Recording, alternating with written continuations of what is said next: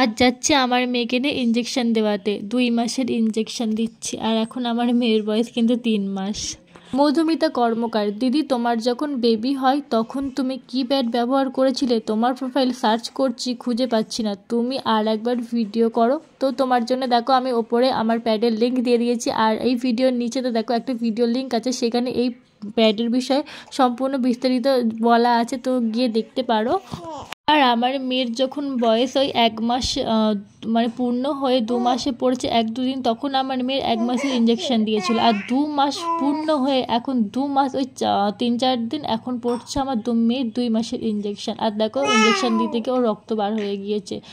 আর তোমাদের কাছে আমার একটা কোয়েশ্চেন, আমার মেয়ের যখন আমি 1 মাসের ইঞ্জেকশন দিই তখন ওকে দুটো পায়ে দুটো ইঞ্জেকশন দিয়েছে, আর যখন আমি 2 মাসের ইঞ্জেকশন দিতে নিয়ে গেলাম তখন ওর একটা পায়ে একটা ইঞ্জেকশন দিয়েছে। আচ্ছা, তোমাদেরও কি বাচ্চার প্রথমবার দুটো ইঞ্জেকশন আর সেকেন্ডবার কি একটা ইঞ্জেকশন দিয়েছে?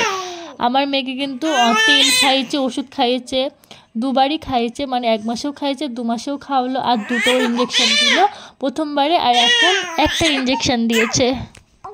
আর বলেছে জ্বর আসতে পারে, তো তাই জন্য জ্বরের ওষুধ এনেছি। আর এই যে দেখো থার্মোকল, এইটাই এখন লাগিয়ে দেবো, কারণ যেখানে ভ্যাকসিন দিচ্ছে সেখানে তো লাগানো যাবে না, তো তার থেকে একটু দূরে লাগিয়ে দিতে হবে, নাহলে যেখানে ভ্যাকসিন দিয়েছে সেখানে যদি এই জেলটা একবার লাগে তাহলে ভ্যাকসিনের কার্যকারিতা ক্ষমতা অনেক কমে যাবে।